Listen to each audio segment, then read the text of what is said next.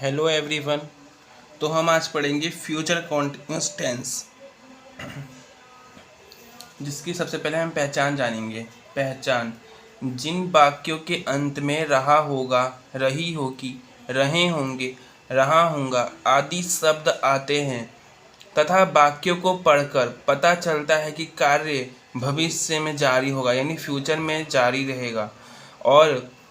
रहेगा और पूरा नहीं होगा, फ्यूचर कॉन्टिन्यूअस टेंस कहलाता है। ठीक है,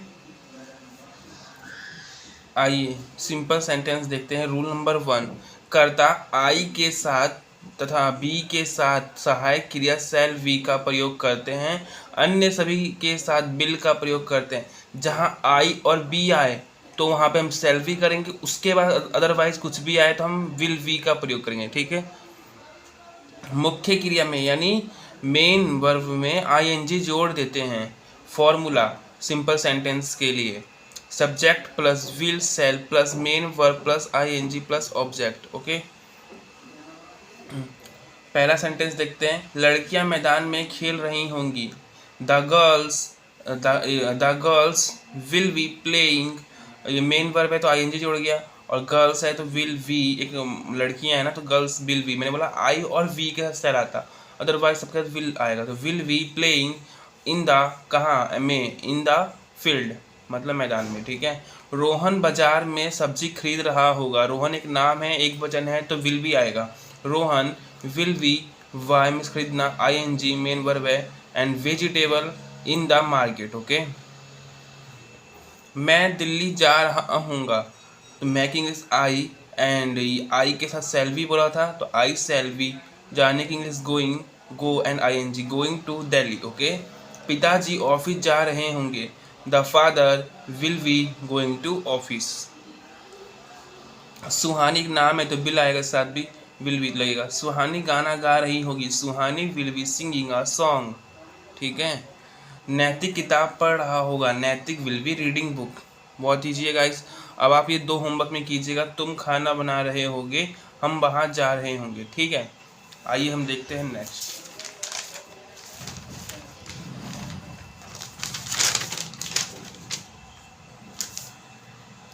नेगेटिव सेंटेंस, नकारात्मक वाक्य जिनमें नहीं शब्द का प्रयोग होता है उसे हम नेगेटिव सेंटेंस कहते हैं।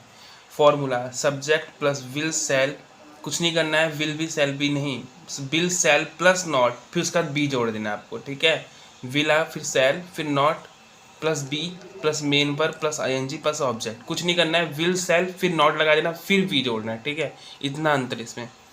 हम दिल्ली नहीं जा रहे होंगे तो क्या है, हम वी सेल, वी का सेल आता है तो वी सेल नॉट, नॉट के बाद वी आएगी। ठीक है, इन्हीं सेल वी यहाँ मत लगा देना, नॉट के बाद वी आती है, ये फॉर्मूला में है। We shall not be going to Delhi.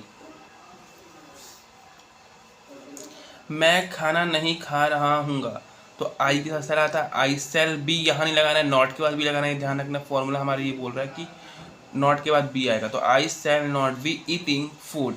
सुधा कपड़े नहीं धो रही होगी। Sudha will not be washing clothes. Okay, माता जी दिल्ली नहीं जा रही होंगी। The mother will not be going to Delhi. वह स्कूल नहीं जा रही होगी। वर्किंग सी, लड़की है, सी के साथ विल, सी विल और नॉट बी, जाने के लिए go, I N G going to school. Okay,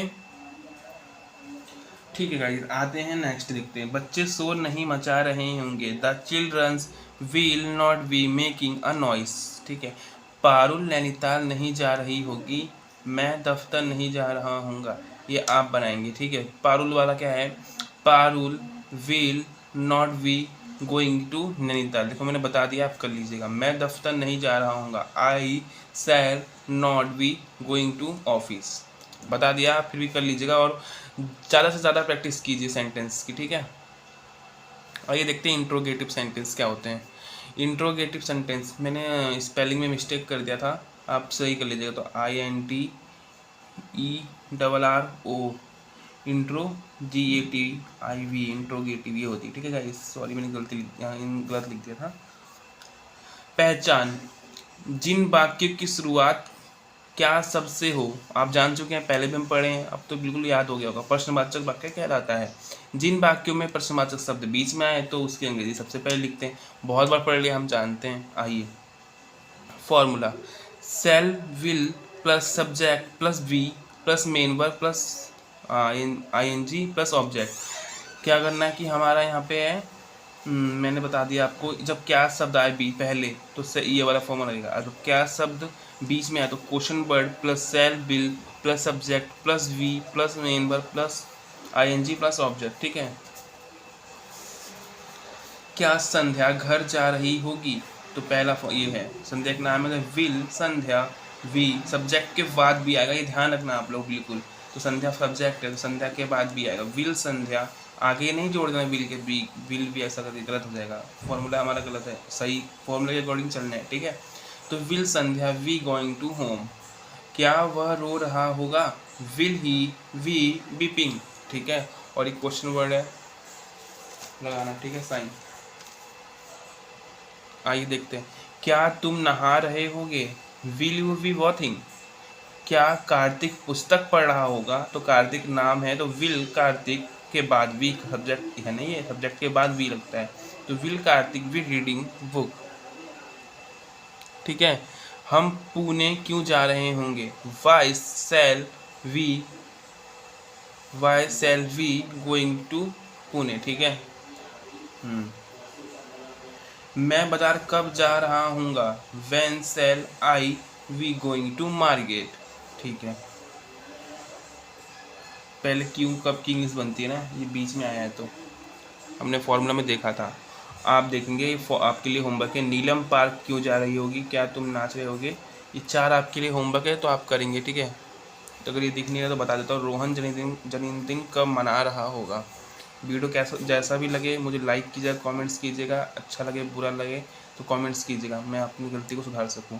अच्छा लगे तो लाइक कीजिएगा। Thank you guys.